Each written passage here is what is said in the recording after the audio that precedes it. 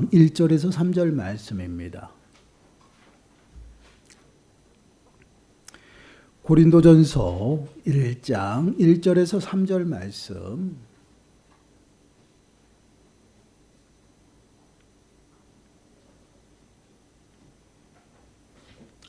우리 한 목소리로 함께 읽겠습니다. 하나님의 뜻을 따라 그리스도 예수의 사도로 부르심을 받은 바울과 형제 소스데네는 고린도에 있는 하나님의 교회 곧 그리스도 예수 안에서 거룩하여지고 성도라 부르심을 받은 자들과 또 각처에서 우리 주의 주 곧 그리스도들과 우리의 주 대신 예수 그리스도의 이름을 부르는 모든 자들에게 하나님 우리 아버지와 주 예수 그리스도로부터 은혜와 평강이 있기를 원하노라. 아멘. 지난주까지 우리가 웨스트민스터 신앙고백 소요리문답 그것이 끝났어요. 107번까지 해가지고 끝났는데 여러분 이게 2번 연속으로 반복해서 저희가 이제 살펴본 것입니다. 그 정도면 어느 정도 이제 교리에 대해서 이제 맛을 봤어요. 그래서 더 이제 차근차근 이제 좀 더 깊은 것을 다루려고 했는데 그 전에 그 이제 좀 쉬는 텀을 좀 두려고 해요. 그래서 이제 고린도전서 전후서를 좀 강해를 하면서 교회론입니다. 교회론. 고린도 전후서의 그 내용들은요.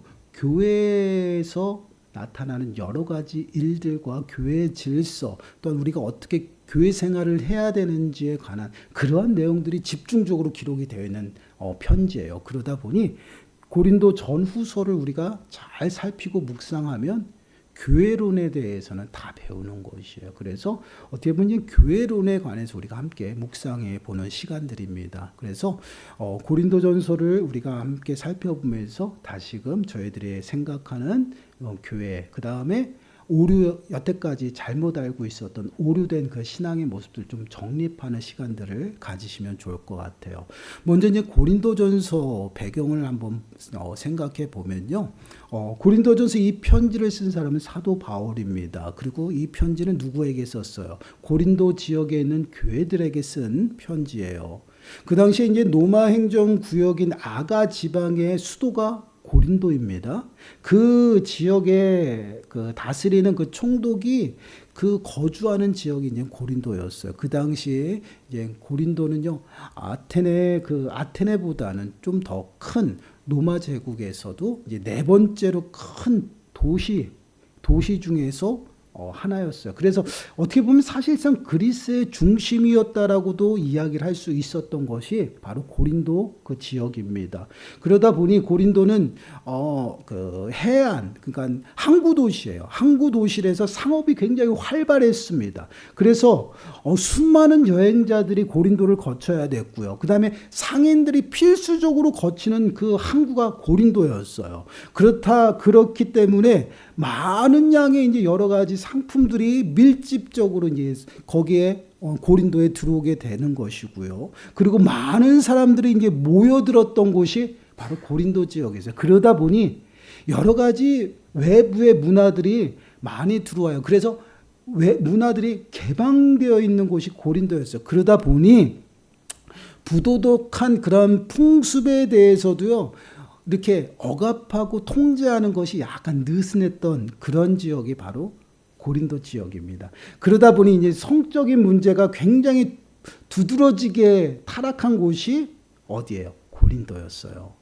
그래서 성적으로 문란한 도시로 유명한 도시가 고린도였고 쉬운 예로 이제 그쪽에도 이제 신전이 있었습니다. 근데 거기에 보면 그 당시에는 그 우상들을 섬기고 또한 그 우상들에게 한 몸을 이룬다라 그래가지고 여성과 이제 그 관계를 하는 그러한 우상들이 많았어요. 그러한 우상들이 거기도 많았습니다. 그러다 보니 1000명이 넘는 여성 이제 신전의 여사제들이 있어요. 소위 말하면 하나님 그 신이라는 그 신과 연합이 된다라고 해가지고 몸을 섞는 것이에요. 그 여사제들과. 그래서 어떻게 보면 종교적인 그 매춘부였어요.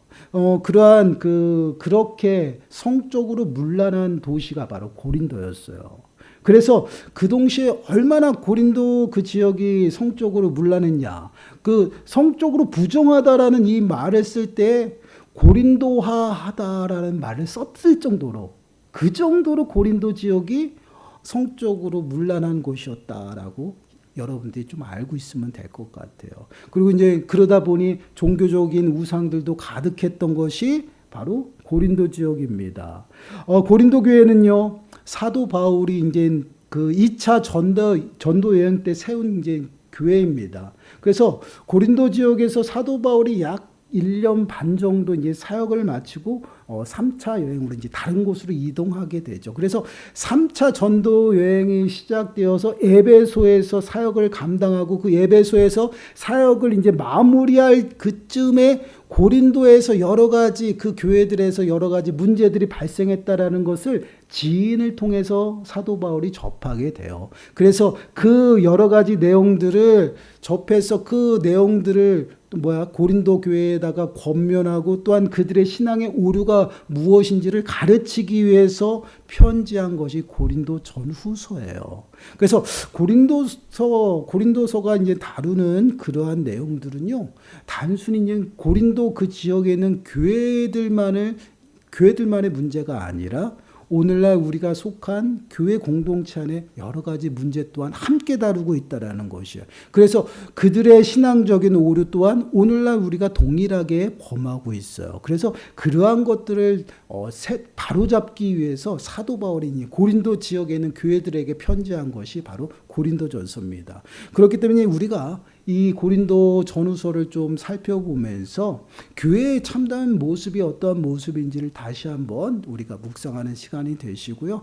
더더욱 중요한 것은 우리가 잘못 알고 있는 신앙의 오류들, 그런 것들을 좀 다시 확립하고 세우는 그러한 시간들이 되시면 좋을 것 같습니다. 오늘 말씀 1절에서 3절 말씀은요, 편지의 이제 인사말이에요. 그 인사말을 잘 살펴보면 우리가 누구인지 우리의 정체성이 드러나고 있다라는 것이죠. 오늘 말씀을 통해서 내가 누구인지 또한 어떻게 부름을 받았는지 깨닫는 시간들이 되시길 바랍니다. 먼저 이제 1절 말씀을 보시면 하나님의 뜻을 따라 그리스도 예수의 사도로 부르심을 받은 바울과 형제 소스데네는, 지금 이 편지가 누가 썼는지에 관해서 지금 말씀을 하고 있죠. 그 누가 지금 편지라고 있어요? 사도 바울, 그리고 소스데네라는 그런 이름이 함께 있어요. 동력자겠죠. 동력자로서 그 형제 소스데네 함께 이제 그 사역을 감당하면서 이 편지를 쓰는 것이에요.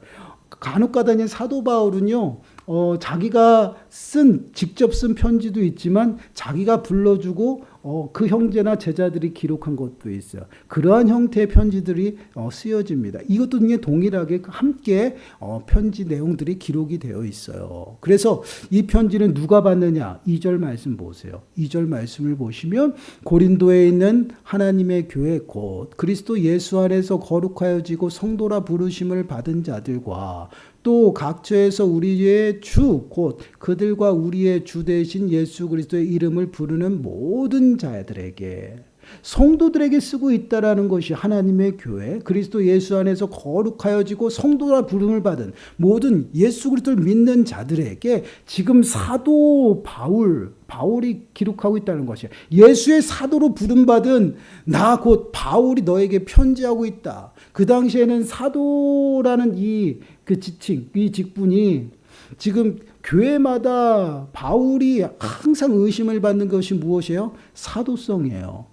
왜 그러냐? 그 당시에 사도는요, 예수님의 제자들의 사도라고 이야기를 했어요. 그러다 보니 사도 바울은 예수님의 제자, 직접 따라다니면서 그 가르침을 받은 것이 아니었어요. 그래서 사도성에 대해서 많은 사람들이 의심을 했어요. 그러나 사도 바울은 어떠한 자입니까? 부활하신 예수 그리스도께서 직접 찾아갔어요. 다메섹 도상을 지나가는데, 그때가 언제예요? 사도 바울이 믿는 자들, 그리스도인들을 핍박하기 위해서 찾아서 죽이기 위해서 가는 그 길 속에서 예수 그리스도께서 찾아와 만나 주셨어요. 그러면 직접 만나서 경험하고 그에게 은혜를 입어서 거듭난 그런 모습. 그래서 본인이 이방 선교로 부름받은 사도라고 이야기를 하는 거예요. 그래서 사도성이 자꾸만 의심을 받기 때문에 그 사도 바울이 전하는 하나님의 말씀 또한 의심받을 것 같아서 항상 사도 바울은 어때요?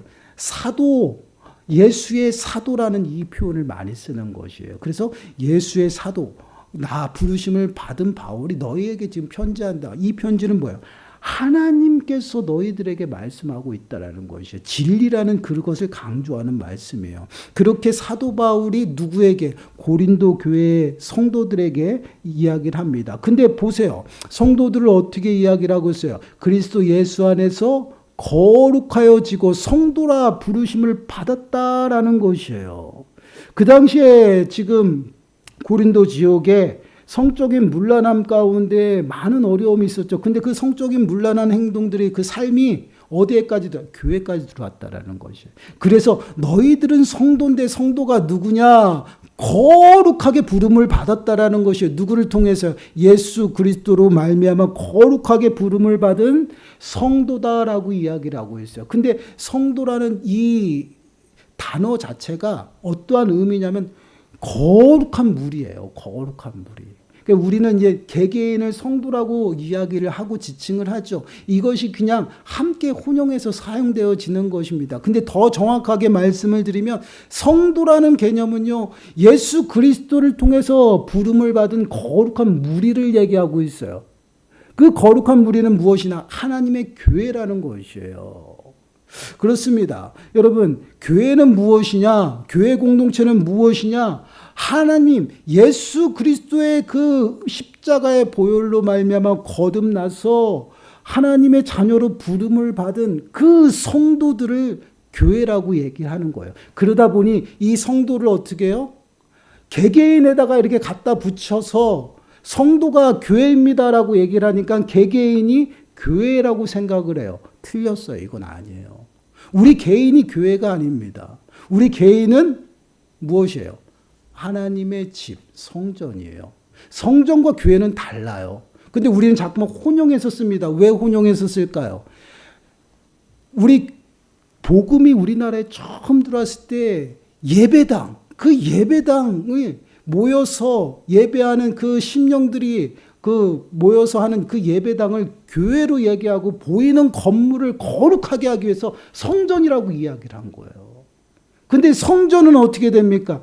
우리의 심령이 성전이에요. 하나님이 우리의 심령 가운데 임했어요. 임함으로 인해서 우리를 거룩한 성전 삼았고 그 거룩한 성전된 그 성도들을 거룩한 무리를 하나님의 교회라고 이야기를 하는 거예요. 근데 우리는 교회를 자꾸만 어떻게 성전화시키고 있다라는 것이에요. 이것은 잘못된 거예요. 성전과 교회는 달라요. 성전이 있었던 그 시대에도 교회가 있었고 성전이 있었을 때에도 어떻게 해요? 회당이 있었어요. 그것은 무엇이냐면 거룩한 물이에요. 그래서 성막이 있었던 광야 시대도요, 광야 교회가 있었던 것이에요. 왜요? 이스라엘 백성들. 그 무리를 교회라고 얘기하는 거예요. 그래서 성전이 건축이 되고 하나님의 집이 임했을 때 구약에서는 하나님이 어디에 있어요? 성전에만 계신 것이에요. 그래서 하나님을 만나러 간다라는 표현을 써요. 왜요? 성전에 올라가는 거니까. 하나님의 집으로 가는 것이 하나님을 만나는 거예요. 그리고 하나님 앞에 기도해야 돼요. 그래서 기도할 때마다 어떻게 해요? 성전을 바라보고 기도하는 거예요. 그것이 구약에 나타난 성전의 사상이에요. 근데 그 성전 사상을 그대로 우리 교회 건물에다가 입혔다라는 것이 이건 잘못된 것이에요. 교회는 거룩한 하나님의 부르심을 받은 그 성도들을 이야기하는 거야. 성도는 뭐예요? 거룩한 무리. 예수 그리스도의 그 보혈로 말미암아 거듭나서 거룩하게 부름을 받은 자들이에요. 그것이 바로 하나님의 교회입니다. 자, 그래서 교회를 표현할 때 어떻게 해요? 에베소서 1장 22절, 23절 말씀 보면 함께 읽어볼게요. 시작. 또 만물을 그의 발 아래 복종하게 하시고 그를 만물 위에 교회의 머리로 삼으셨느니라. 교회는 그의 몸이니 만물 안에서 만물을 충만하게 하시는 이의 충만함이니라. 만물을 그의 발 아래 복종하게 하시고 그를 만물 위의 교회의 머리로 삼 누구의? 예수 그리스도. 그래 교회는 그의 몸이니 만물 안에서 만물을 충만하게 한다. 그것이 무엇이에요? 예수 그리스도를 머리로 해서 모든 믿는 자들을 한 몸 되게 하셨다라는 것이에요. 그래서 그의 몸이 된다라는 이것이 바로 교회의 모습이에요. 그래서 그리스도를 머리로 하여서 한 몸 된 그 모든 지체들, 그 지체들을 하나로 교회, 믿음의 공동체다라고 해요. 이것이 바로 교회입니다. 그 교회가 예배당 안에서 예배함으로 그 예배당이 거룩해지는 것이에요. 제가 항상 강조하잖아요. 왜 우리 심령이 거룩하고 내가 왜 거룩한 하나님의 자녀인가? 하나님이 내 안에 있기 때문에. 거룩한 하나님이 내 안에 있으므로 내 심령이 거룩한 하나님의 집이 되었고 거룩한 백성이 되었고 거룩한 자녀가 되었지, 하나님이 빠지면 아무것도 아니라는 것이에요. 마찬가지로 우리 건물, 이 예배당이 거룩한 장소가 되어진 것이 무엇이냐? 거룩한 믿음의 공동체가 모여서 거룩한 하나님을 예비해서 그 예배의 장소이기 때문에 거룩하다라는 것이에요. 근데 거룩한 백성들이 모이지 아니하고 또한 하나님 앞에 예배하지 않으면 이거는 건물이에요, 그냥. 그러니까 우리가 가끔씩 그런 의문이 있잖아요. 그 유럽이라든가 아주 화려하게 교회 건물이 지어졌어요. 그렇죠? 근데 시간이 지나면서 그 건물들이 어떻게 됐어요? 술집으로 바뀌었어요. 그 모습 보면서 어떠한 생각이 들어요? 교회는 거룩한 곳이고 하나님이 계신 곳인데 어떻게 술집으로 바뀔 수 있을까? 그런 의문점이 들어야 되는 게 정상이에요.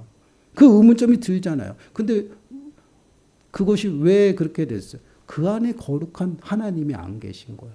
거룩한 자녀들이 예배하지 않는 곳이에요. 그냥 보이는 건물이라는 것이에요. 이건 확실히 여러분들이 정립을 시켜야 돼요. 그래서 우리는 습관적으로 이렇게 서요. 주의 성전에 나왔다라는 표를 써요. 이건 성전 사상이에요. 성전 사상은 어떻게 됐어요? 성전 안에만 하나님이 계신 거예요. 우리가 모르고 그냥 쓰는 단어인데 그 사상은 무엇이냐면 하나님이 성전 안에만 계신 것이에요. 그러면 성전 밖으로 나가면 하나님이 계셔 안 계셔? 안 계시다라는 거. 그럼 나 혼자 걸어 다니는 거잖아요. 근데 이건 맞는 거야? 틀린 것이에요. 하나님이 내 안에 계셔요. 그리고 내가 하나님의 성전이 되었고 하나님은 나를 떠나지도 버리지도 않는다 그래서 늘 함께 하신다. 그래서 보혜사예요. 보혜사 성령님이 임하셔서 나를 보호하시고 나를 도와주시려고 내 심령 가운데 임해서 내 심령이 하나님의 집이 되었어요. 늘 하나님과 동행하는 겁니다. 근데 우리는 그 동행함을 스스로 부인하는 거예요. 성전 사상이 그래서 틀렸다라는 것이에요. 성전은요, 그 당시에 구약에서 나타나는 사상입니다. 성전에 하나님의 집이고 성전 안에만 하나님이 계시다라는 것이에요. 근데 지금은 예수 그리스도로 말미암아 어떻게 됐습니까? 죄의 문제가 해결되었고 하나님과 우리가 화목하게 되었어요. 이제는 하나님과의 단절이 아니다라는 얘기예요. 이제는 하나님 앞에 나와서 예배하며 하나님과 함께 화목하고 행복하게 살아갈 수 있는 길이 열린 것이에요. 누구 때문에? 예수 그리스도로 말미암아. 그래서 예수 그리스도께서 당신이 하나님 우편에 가시면서 또 다른 보혜사를 보내줄 것이다. 그 보혜사가 누구예요? 성령님이에요. 그 성령님이 내 심령에 임한 거예요. 임하셔서 내 심령이 거룩한 하나님의 성전이 되어 매 순간 하나님과 함께 다니는 거예요. 그래서 내가 거룩한 하나님의 자녀가 되었고요. 거룩한 하나님의 백성이 된 거죠. 이것이 우리들의 신분이에요. 그래서 성도라고 얘기하는 거예요. 우리를 다. 개개인이 성도가 아니에요. 근데 우리는 부르기에 좀 편리하게 유의하게 그걸 어떻게 해요? 개개인에다가 성도를 붙인 거예요. 그러다 보니 어떻게 돼요? 거기서부터 오류가 생기는. 성도는 교회다. 그러니 개개인이 교회. 그래서 개인이 교회이기 때문에 우리는 교회가 필요 없다라고 얘기하는 거예요. 교회가 왜 필요가 없어요? 하나님께서 믿음의 공동체 안에서 불러줘서 그리스도를 머리로 하여서 한 몸 되게 하시고 서로 믿음 가운데 자라나도록 부르신 거예요. 그래서 교회는 진리의 터가 되고 기둥이 된다라는 것이에요. 그 안에서 온전히 믿음 생활로 그리스도의 장성한 분량 자라나는 것이고 서로 합력하고 서로 사랑하고 서로 섬김으로 하나님의 나라를 몸소 교회 안에서 어떻게 우리 공동체 안에서 그것을 경험하는 것이에요. 하나님의 나라를 경험할 수 있는 곳을 두 곳 줬잖아요. 가정과 교회. 믿음의 공동체 안에서 하나님의 사랑을 몸소 체험하고 하나님의 통치하심과 다스림 속에서 온전히 하나님의 나라를 경험하는 것이에요. 그것이 바로 믿음의 공동체 교회라는 것이에요. 근데 자꾸만 우리가 교회를 보이는 건물에다가 집중을 하고 있어요. 이건 보이는 건물은 쉽게 말하면 그냥 예배당이에요. 하나님 앞에 예배하는 예배당. 그래서 지금의 교회는 정확하게 어디서 유래했다라고 하기보다는 거의 회당 문화에 가까워요. 성전이 망하고 예루살렘이 망하고 바벨론으로 포로로 잡혀갔잖아요. 그 안에서는 그 당시에 그들은 성전 사상 가운데 있었기 때문에 성전에서 모든 것이 이루어졌어요. 근데 더 이상 성전에 올 수가 없는 것이에요. 그래서 335 모여서 그들이 말씀을 묵상하고 하나님 앞에 기도하고 했던 것이 회당이에요. 그래서 그 회당 문화가 바벨론으로서부터 귀환하면서 예루살렘으로 같이 들어온 거예요. 그러다 보니 예루살렘에 성전도 있고 회당도 있는 것이에요. 그래서 신약 시대에 두드러지게 발달한 게 이제 회당 문화예요. 그래서 예수님이 성전에 올라갔다는 표현도 있고 회당에 가셔서 납비들과 가르쳤다. 성경을 가르쳤다라는 그런 구절도 있는 것이에요. 그것이 바로 그래서 지금의 예배당은요. 그 당시 신약의 회당에 가까운 그러한 모습이에요. 성전하고는 전혀 다른 것이에요. 그래서 우리가 이러한 개념부터 확실히 잡아가야 돼요. 자꾸만 우리는 이 보이는 건물에 거룩한 성전으로 표현하고 성전으로 기도해요. 아니에요. 그리고 우리가 아무 그 생각 없이 그렇게도 했대. 하나님 앞에 나왔습니다라는 표현을 써요. 그러니까 그 하나님 앞에 나왔다라는 이 표현 맞을 때도 있지만 틀릴 때도 있죠. 왜 어떤 표현으로 썼냐? 성전 개념으로 쓸 때는 틀린 거예요. 성전이 나왔다라는 것이에요. 그래서 전에 나왔다라는 표현을 쓰거든요. 이것은 이제 성전 개념이에요. 전에 나왔다라고 하면 그 전에 밖으로 나가면 어떻게 돼요? 하나님이 안 계신 거예요. 우리가 우리 입술을 통해서 고백하는 것도 좀 이러한 부분들을 잘 어떻게 걸러낼 줄 알아야 돼요. 이게 이제 성전과 교회의 차이예요. 우리가 교회를 그 건물 자체를 거룩하게 만들기 위해서 자꾸만 성전이라고 가르쳤거든요. 근데 성전은 아니에요. 정확한 표현은 예배당입니다.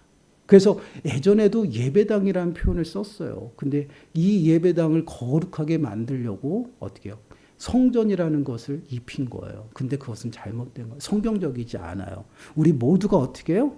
거룩한 하나님의 성전이 우리 자신이라는. 그래서 우리가 매 순간 어떻게 하나님과 동행하며 살아가는 것이야. 내가 어디를 가든지 하나님이 늘 함께 하셔요. 그렇게 거룩한 성전 삼으시기 위해서 우리를 부르셨어요. 그래서 데살로니가전서 4장 7절 말씀을 보시면 하나님이 우리를 부르시면 부정하게 하심이 아니요 거룩하게 하심이라. 거룩하게 하시기 위해서 죄 문제를 해결하시고 우리를 창조의 그 모습 그대로 회복하셔서 하나님과 화목하게 하신 거예요. 그래서 늘 하나님과 함께 하심으로 어떻게 해요? 늘 행복하게 살아가는 거예요. 안전하게 살아가는 거예요. 그래서 하나님께서 이스라엘 백성들 애굽에서 구원하시면서 끊임없이 강조하잖아요. 내가 거룩하니 너희도 거룩하라. 이 말씀은요. 이스라엘 백성들에게만 하신 것이 아니라 예수 그리스도로 말미암아 구원받은 백성들에게 동일하게 말씀하고. 왜 그렇습니까? 우리가 성전이기 때문에 거룩한 백성이기 때문에. 베드로전서 1장 13절 16절 말씀 보세요. 우리 한 목소리 읽어보겠습니다. 시작.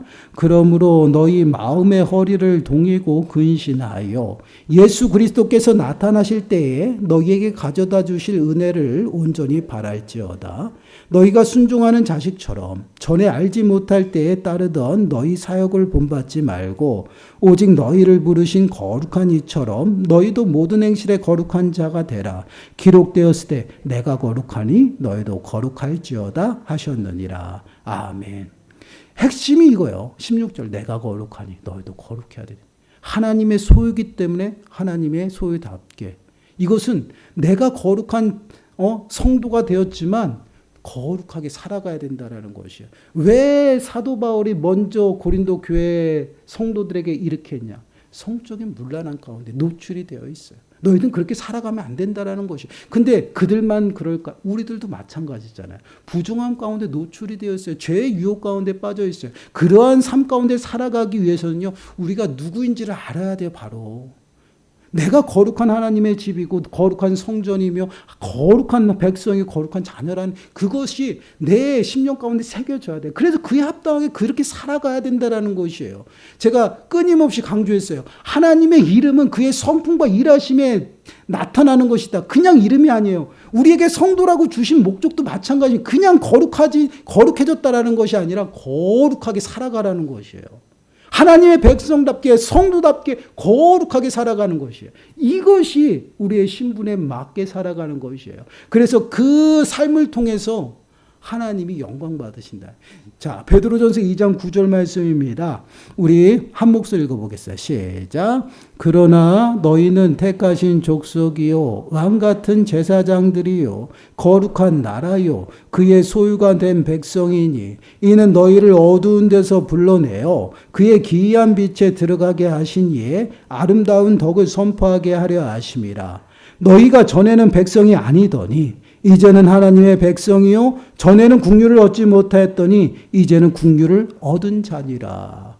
전에는 하나님의 백성이 아니었어요. 어떻게 살아도 상관없어요. 근데 지금은 은혜를 입고 예수 그리스도의 핏부림을 통해서 하나님의 자녀가 되었어요. 그럼 우리는 어떻게 살아가야 돼요? 거기에 맞게 살아가야 되는 거예요.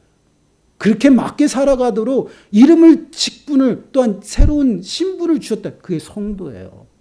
성도들이 모여서 성도가 교회가 되어서 온전히 하나님 믿음의 공동체를 이루며 하나님의 나라를 우리가 어떻게 해요? 기다리며 살아가는 거예요. 이렇게 살아가도록 하나님께서 우리를 부르셨다라는 것이에요. 그러한 삶 가운데 무엇이 임하냐? 하나님의 은혜와 평강이 임하는 것이에요. 자, 3절 말씀 보세요. 하나님 우리 아버지와 주 예수 그리스도로부터 은혜와 평강이 있기를 원하노라. 이 3절 말씀은 사도 바울이 교회에게 축복의 메시지입니다. 근데 축복의 메시지가 그냥 축복의 메시지가 아니에요. 예수 그리스도로부터라고 말씀을 하고 있어요. 예수 그리스도 안에 은혜와 평강이 있다라는 것이 그것은 곧 그리스도를 머리로 하여서 한 몸 되게 부르신 너희가 그에 합당해 살아갈 때 은혜와 평강을 누리며 살아간다라는 것이에요. 이것이 바로 우리가 이 땅을 살아가면서 은혜와 평강을 입고 살아가는 그런 삶의 모습이죠. 여러분 시편 4편 8절 말씀 보시면 내가 평안히 눕고 자기도 하리니 나를 안전하게 살게 하시는 이는 오직 여호와이시니라. 우리를 안전하게 살게 하시는 이는 오직 여호와이시니라. 그 여호와 하나님의 나라, 그 여호와 하나님의 교회답게 살아가는 거예요. 그것이 무엇이에요? 통치와 다스림 가운데 살아가는 거예요. 하나님의 나라를 누린다라는 것은 하나님의 통치와 다스림 가운데 살아간다라는 것이 그러한 삶을 살아갈 때 우리가 안전하고 평안을 누린다라는 것이에요. 여러분 잠언서 25장 25절 말씀 보시면 사람을 두려워하면 올무에 걸리게 되거니와 여호와를 의지하는 자는 안전하리라. 하나님 앞에 가까이 가면 하나님이 가까이 하시는 은혜를 베풀어 줘요. 그러므로 하나님 앞에 온전히 서는 자들은요 하나님의 다스림과 통치하신 가운데 살아간다는 그 은혜를 누리고 살아가는 자들이 안전하고 또한 평안을 누리며 살아가는 것이에요. 왜 그렇습니까? 하나님이 일하시기 때문에. 오전에도 말씀을 드렸잖아요. 믿음으로 온전히 하나님을 의지하며 살아갈 때 하나님이 일하신다라는 것이에요. 주가 일하신다라는 것이죠. 그러므로 우리가 안전하다는 거야. 그러한 은혜를 누리는 자가 누구냐? 성도다. 하나님께서 그 은혜 가운데 살아가도록 우리를 부르셨어요. 그래서 우리가 그에 합당하게 살아가야 된다라는 거예요. 그럼 그에 합당하게 살아가는 것이 무엇이에요? 날마다 하나님 앞에 서는 것이에요. 그리고 하나님의 뜻을 분별하는 것이에요. 얼마나 간단해요. 여러분 로마서 12장 1절과 2절 말씀입니다. 우리 한 목소리 읽어볼까요? 시작. 그러므로 형제들아 내가 하나님의 모든 자비하심으로 너희를 권하노니 너희 몸을 하나님이 기뻐하시는 거룩한 산제물로 드리라. 이는 너희가 드릴 영적 예배니라. 너희는 이 세대를 본받지 말고 오직 마음을 새롭게 함으로 변화를 받아 하나님의 선하시고 기뻐하시고 온전하신 뜻이 무엇인지 분별하도록 하라. 예배의 삶을 살아가면서 하나님 앞에 서는 것, 그것이 무엇이냐? 하나님의 뜻을 분별하며 살아가는 것이에요. 근데 그것이 우리의 힘으로 안 되죠. 그래서 성령을 부어주신 것이에요. 우리 안에 성령이 있다는 게 얼마나 행복한 일인지 여러분 우리가 잘 깨달아야 돼요. 내가 아무것도 할 수 없고 내가 부족하고 미련하지만 성령 하나님께서 우리가 쓰러지고 자빠질 때마다요 그냥 버리고 가는 것이 아니에요. 끌고 간다니까요. 차가 고장이 나면 어떻게 해요? 견인차가 와서 끌고 가죠. 그렇게 하나님 끌고 가는 거예요. 우리가 고장나고 힘들고 지쳐서 못 일어나잖아요. 성령님이 끌고 가는 거예요. 그게 성도의 견인이에요. 언제까지요? 주님이 오시는 그때까지 구원에 이르는 그 구원까지 끌고 가시는 것이에요. 그래서 보혜사 성령님이 우리 가운데 임하셔서 우리를 도우시고 우리를 붙들어 주셔요. 그래서 구원에서 떨어지지 않는 거예요. 그래서 하나님의 사랑에서 그 어떤 것도 우리를 끊을 수 없다라는 그 표현이 우리 안에 성령이 있기 때문에 그래요. 그것을 갈라놓을 수가 없다는 거예요. 벌써 꽉 붙잡고 가시는 거예요. 견인하는 거예요. 내가 안 가려고 해도 억지로 끌고 가는 거예요. 이게 견인이에요. 그렇기 때문에 우리가 이 땅을 살아가면서 성도답게 살아가는 그 삶의 모습, 그것은요 결국은 하나님의 뜻을 행하면서 하나님 안에서 거룩하며 하나님과 교제하며 하나님을 의지하며 살아가는 이러한 삶을 살아가도록 우리가 성도로 부름을 받았고요. 또한 그러한 하나님의 은혜가 충만하도록 믿음의 공동체 교회로 세우신 거야. 그래서 교회 안에서는 하나님의 은혜와 평강이 가득하고 그 은혜를 나누는 것이에요. 그게 교회입니다. 사랑하는 여러분, 우리가 누구인지를 정확하게 아셔야 돼요. 우리가 죄로 인해서 하나님과 교제하고 하나님과 관계하는 그 모든 것들이 이그러지고 깨어지면서 행복한 삶을 잊어버렸어요. 그러나 예수 그리스도로 말미암아 그 행복한 삶이 회복되었습니다. 화목해 되었고 이제는 은혜와 평강 아래 살아갈 수가 있다라는 것. 그 안에 살아가도록 또 부르셨다라는 것이에요. 그 은혜에 합당하게 성도답게 살아가라는 것이에요. 세상 방법으로 살아가는 것이 아니에요. 세상이 다 그러니까 그냥 어쩔 수 없이 그런 것이 아니에요. 그냥 세상과 다른 거룩한 하나님의 방법으로 교회답게 성도답게 구별되게 살아가요. 그것이 바로 하나님의 뜻을 행하며 살아가는 이것이 바로 성도의 모습이고 그것이 바로 행복한 삶이에요. 그러한 삶을 살아가도록 부르셨다라는 것이에요. 사랑하는 여러분, 한 주간도요 그 부르심에 합당해 살아가시면서 우리에게 주어진 특권들 행복한 삶 포기하지 마세요.